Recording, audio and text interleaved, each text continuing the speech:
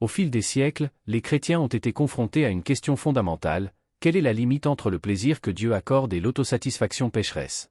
La réponse à ce doute n'est pas aussi simple qu'il y paraît. Dans les prochaines minutes, nous allons explorer ce que les Écritures enseignent réellement sur ce sujet, et vous pourriez être surpris de constater que beaucoup de croyances populaires sur le plaisir et l'autosatisfaction ne sont pas entièrement alignées avec ce que la Bible dit réellement. Comprendre le but de Dieu. Commençons par un principe essentiel: Dieu a créé le plaisir. Toute sensation de plaisir que nous expérimentons provient de systèmes complexes qu'il a établis. Prenez un moment pour y réfléchir. La faim nous pousse à manger, et la soif nous conduit à boire. Même le désir d'établir des liens humains a été soigneusement conçu par Dieu dans notre ADN. Cependant, c'est ici que l'histoire prend un tournant fascinant. Tandis que les animaux agissent uniquement par instinct, les êtres humains ont reçu quelque chose de spécial. Dans Genèse 2:7, nous lisons que Dieu souffla dans les narines de l'homme le souffle de vie, faisant de lui une âme vivante. Ce souffle divin nous distingue de toutes les autres créatures. Nous ne suivons pas seulement nos instincts. Nous avons la capacité de penser, de choisir et, surtout, de nous connecter avec Dieu. Ce design est extraordinaire. Tous les animaux agissent instinctivement sans se poser de questions. Un lion ne réfléchit pas à la moralité de chasser, un oiseau ne doute pas de ses instincts migratoires. Ils font simplement ce pour quoi ils ont été programmés. Mais nous, les êtres humains, possédons une conscience qui transcende les instincts. Cette conscience apporte une grande responsabilité. Contrairement aux animaux, nous pouvons choisir de surpasser nos instincts. Nous pouvons, par exemple, jeûner lorsque nous avons faim. Nous pouvons renoncer au confort pour un but plus élevé. Nous pouvons rediriger nos désirs vers des objectifs plus nobles. Le libre arbitre que nous avons reçu est à la fois un cadeau et un défi. En tant qu'êtres créés à l'image de Dieu, nous avons la capacité de discerner ce qui est juste de ce qui est faux, de percevoir ce qui est bon de ce qui est nuisible, et de différencier le plaisir passager de la joie durable. La lutte entre la chair et l'esprit. Maintenant, considérons l'équilibre délicat entre notre nature physique et spirituelle. Dans Romains 8, 12-13, Paul parle de vivre selon la chair, mais que cela signifie-t-il réellement? Pensez Y de cette manière: l'autopréservation nous dit de manger lorsque nous avons faim, mais l'autosatisfaction nous pousse à continuer de manger uniquement pour le plaisir du goût.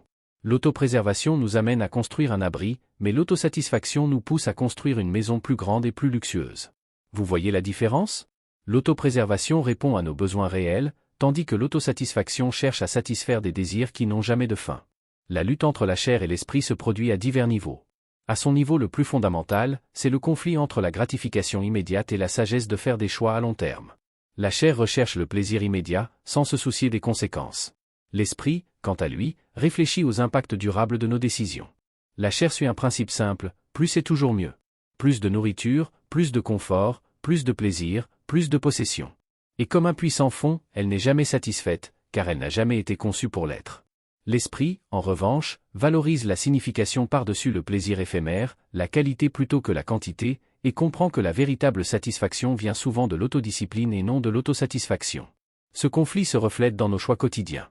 La chair peut dire: dors plus, tu le mérites, mais l'esprit répond: lève-toi tôt, prie et prépare-toi pour la journée. La chair peut insister: dépense tout ton argent pour toi-même, tandis que l'esprit dit: sois généreux et aide les autres. La chair peut suggérer: choisis le chemin facile, mais l'esprit nous défie de faire ce qui est juste, même lorsque c'est difficile. Cette lutte entre la chair et l'esprit ne concerne pas seulement les désirs physiques contre les spirituels. Il s'agit de comprendre quel est le rôle et les limites du plaisir dans nos vies. Dieu n'a pas créé le plaisir comme quelque chose de pécheur. Il l'a créé, mais avec l'intention qu'il opère dans des limites qui garantissent notre bien-être et notre protection. Le vrai chemin vers la joie. C'est ici que beaucoup se trompent. Beaucoup croient que le chemin vers le bonheur réside dans la satisfaction de tous les désirs. Cependant, Jésus a présenté une vision radicalement différente. Dans Luc 9h23, il dit quelque chose qui semble contre-intuitif: si quelqu'un veut venir après moi, qu'il se renie lui-même, qu'il prenne chaque jour sa croix et me suive. Car celui qui veut sauver sa vie la perdra, mais celui qui perdra sa vie pour cause de moi, la sauvera. La parabole du fils prodigue, dans Luc 15, illustre parfaitement ce principe. Réfléchissons à son parcours. Il avait tout ce que le monde pouvait offrir: argent, liberté, plaisir. Il vivait exclusivement pour l'autosatisfaction, sans aucune restriction. Au début, cela semblait être la vie idéale, mais que s'est-il passé? Le plaisir fut éphémère. L'argent s'est épuisé. Les amis ont disparu. Et il s'est retrouvé seul, à garder des porcs et à désirer la nourriture qu'il donnait aux animaux. Ce n'était pas un accident. C'était le résultat naturel de vivre uniquement pour soi-même. Ce qui rend cette histoire si percutante, c'est que nous faisons tous face à cette même tentation de croire que le plaisir sans limite est le chemin du bonheur. Nous pensons: si je peux faire ce que je veux, quand je veux, je serai heureux. Le fils prodigue a expérimenté cette quête de plaisir, et les résultats sont clairs, le véritable bonheur ne se trouve pas dans l'autosatisfaction. Jésus nous enseigne que, paradoxalement, la véritable joie vient du fait de donner aux autres, de servir, de se renier soi-même. Il ne s'agit pas d'une vie de misère ou de souffrance, mais d'une satisfaction plus profonde et plus durable. La différence entre le bonheur et la joie est fondamentale. Le bonheur est souvent circonstanciel, dépendant des conditions externes.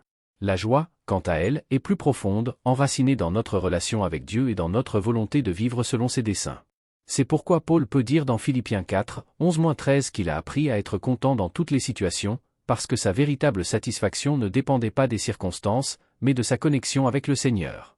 En résumé, le plaisir a été créé par Dieu, mais il doit être vécu dans un but plus grand.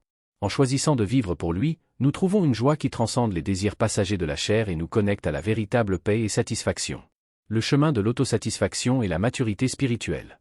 Lorsque nous réfléchissons à la quête du plaisir, il est essentiel de comprendre que le plaisir en lui-même n'est pas intrinsèquement mauvais. Dieu, en tant que Créateur, nous a accordé de nombreux plaisirs légitimes pour que nous puissions profiter de la vie, mais la Bible nous avertit contre la recherche effrénée de satisfaction personnelle qui ignore les limites et la sagesse divine. La véritable maturité spirituelle vient lorsque nous apprenons à aligner nos désirs avec les desseins de Dieu, au lieu de suivre aveuglément les impulsions de la chair. L'apôtre Paul, dans sa lettre aux Philippiens, nous enseigne que la clé de la paix intérieure et de la joie ne réside pas dans la quête incessante du plaisir ou du confort, mais dans l'abandon total à la volonté de Dieu, indépendamment des circonstances. Dans Philippiens 4, 12-13, il partage comment il a appris à être content en toutes circonstances, tant dans l'abondance que dans la pénurie.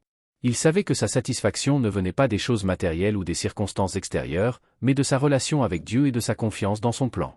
La véritable liberté ne réside pas dans le fait de suivre les désirs de la chair, mais dans le fait de soumettre ses désirs au Seigneur. Lorsque nous parvenons à mettre nos impulsions et nos volontés sous le contrôle de l'esprit, nous découvrons un type de plaisir plus profond et durable, un plaisir qui n'est pas passager, mais qui a trait à vivre de manière alignée avec le but plus grand de Dieu pour nos vies. Le défi de l'autosatisfaction dans le monde actuel. Aujourd'hui, la culture qui nous entoure glorifie souvent l'autosatisfaction comme la clé du bonheur.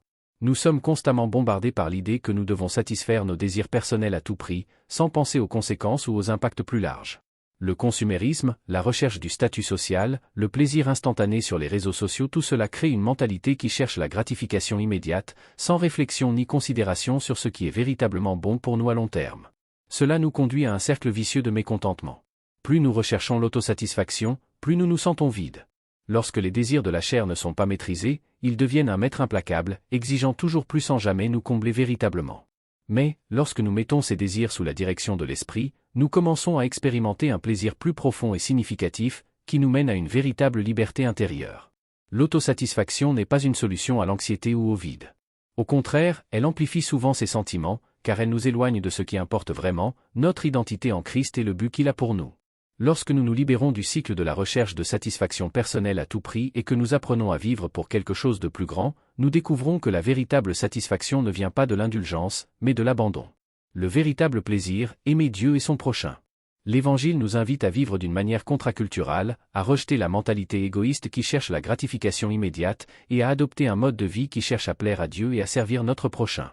Dans Matthieu 22, 37-39, Jésus résume toute la loi et les prophètes en 2 commandements. Aimer Dieu de tout son cœur, de toute son âme et de toute sa pensée, et aimer son prochain comme soi-même. C'est là l'essence véritable du plaisir que Dieu veut pour nous. Lorsque nous vivons selon ces principes, nous découvrons un plaisir plus profond et durable. Le plaisir de servir, d'aimer, de bénir les autres, de voir les fruits de l'esprit dans nos vies, comme la patience, la bonté, la paix et la joie, nous procure un type de satisfaction que le monde ne peut offrir. Cela ne signifie pas que nous ne pouvons pas profiter des plaisirs simples de la vie, au contraire, Dieu nous appelle à jouir de sa création d'une manière qui glorifie le Créateur et qui profite aux autres. La véritable joie vient de vivre en harmonie avec la volonté de Dieu, de choisir chaque jour de suivre sa direction, même lorsque cela implique des sacrifices. Cela exige du discernement, de la discipline et de la foi, mais en faisant cela, nous découvrons que le bonheur que nous recherchons ne réside pas dans le plaisir instantané ou la gratification égoïste, mais dans la connexion profonde avec Dieu et l'abandon à son dessein. Conclusion, rechercher un plaisir rédimé. La question du plaisir et de l'autosatisfaction est complexe, mais la clé pour la comprendre réside dans la reconnaissance que Dieu a créé le plaisir comme un don, mais pour qu'il soit vécu de manière saine et édifiante, il doit être aligné avec les desseins divins. Le plaisir n'est pas un péché, mais la quête effrénée du plaisir égoïste et sans limite, qui ignore la sagesse et la direction de Dieu, peut nous conduire à la destruction. En tant que disciples du Christ, nous sommes appelés à vivre dans la liberté, mais non pas une liberté qui se livre à la chair, mais une liberté qui se soumet à l'esprit. Nous devons vivre pour la gloire de Dieu et pour le bien des autres, sachant que lorsque nous faisons cela, nous trouvons un plaisir bien plus profond et durable que toute gratification temporaire. La véritable satisfaction vient d'un cœur qui se rend à Dieu, qui cherche sa présence et vit en obéissance à ses commandements. Lorsque nous vivons pour lui, non seulement nous expérimentons la joie qu'il promet, mais nous sommes aussi transformés à son image, découvrant le plaisir le plus véritable et éternel que nous puissions expérimenter, le plaisir de connaître et de servir notre Créateur. La vie abondante en Christ. En réfléchissant à la relation entre plaisir et autosatisfaction, nous devons nous rappeler que la vie chrétienne n'est pas une quête incessante de la négation du plaisir, mais une compréhension de là où réside le véritable plaisir. Jésus est venu pour nous donner la vie en abondance, Jean 10h10. Cela ne signifie pas que la vie chrétienne soit une vie de privation, mais que l'abondance vient de vivre selon le dessein de Dieu et de faire l'expérience du plaisir qu'il a préparé pour nous dans les limites de sa sagesse. Dans 1 Timothée 6h17, Paul instruit l'Église à ne pas mettre son espoir dans les richesses ou les choses matérielles, mais en Dieu, qui nous donne abondamment toutes choses pour notre joie. Dieu n'est pas contre le plaisir, mais il veut que nous expérimentions le plaisir d'une manière équilibrée, responsable et alignée avec ses desseins. Cela implique non seulement la recherche du plaisir en soi, mais aussi la compréhension que le véritable plaisir et la satisfaction durable se trouvent dans la vie d'obéissance, de service et de sacrifice. La bataille continue entre la chair et l'esprit. Ce chemin pour discerner le plaisir qui vient de Dieu est une bataille quotidienne. La chair, avec ses désirs et ses tentations, nous attire constamment vers la recherche du plaisir immédiat, de la gratification égoïste.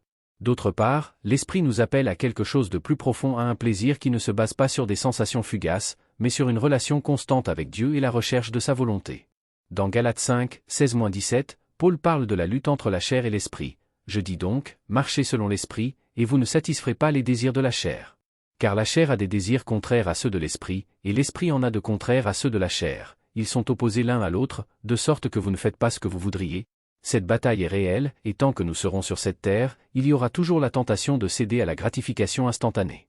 Cependant, à mesure que nous grandissons dans la foi, nous sommes appelés à vivre selon l'esprit, qui nous guide vers des choix plus sages et nous conduit à un plaisir qui transcende le momentané et se fonde sur quelque chose d'éternel. La joie qui vient du service. L'une des plus grandes ironies de la vie chrétienne est que, bien souvent, la véritable joie provient du fait de donner, de servir, de renoncer à notre ego pour aider les autres. Jésus nous a enseigné qu'il y a plus de bonheur à donner qu'à recevoir, Acte 20h35, et cette vérité est un principe fondamental du royaume de Dieu. Lorsque nous vivons pour bénir les autres, nos vies sont remplies d'un plaisir qui ne peut être trouvé dans l'amoncellement de biens ou dans la recherche du plaisir personnel.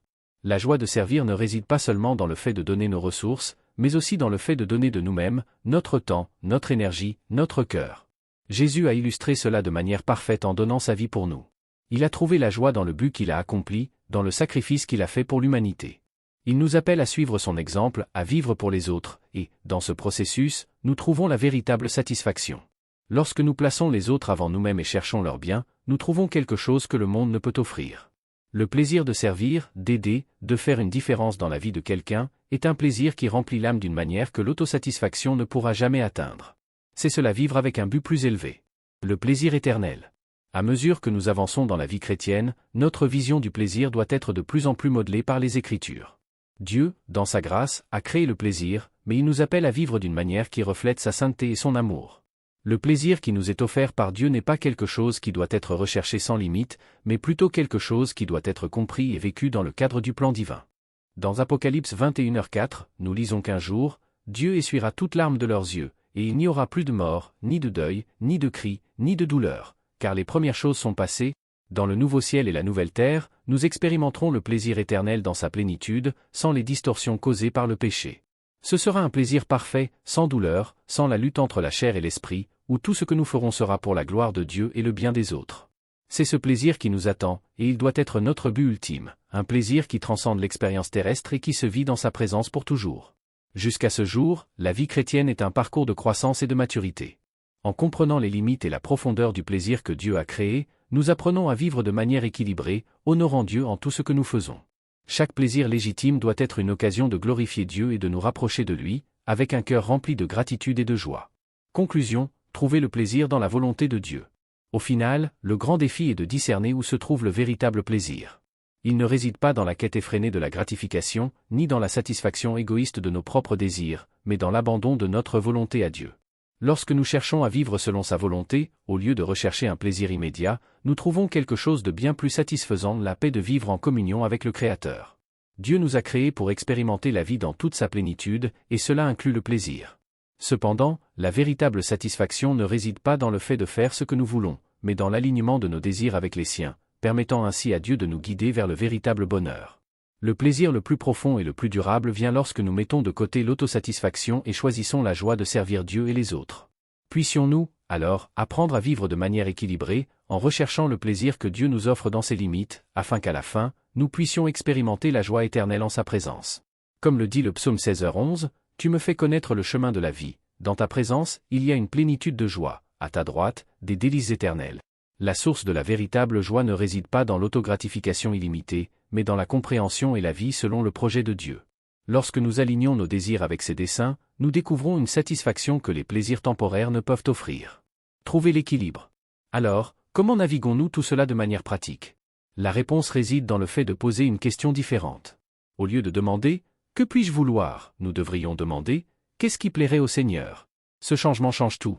Cela ne signifie pas que nous ne pouvons pas profiter d'un bon repas ou célébrer le succès, mais cela signifie voir tout à travers les lunettes de l'adoration. Lorsque nous alignons nos désirs avec le dessein de Dieu, nous découvrons quelque chose d'extraordinaire. Un plaisir sans culpabilité. Une satisfaction sans honte.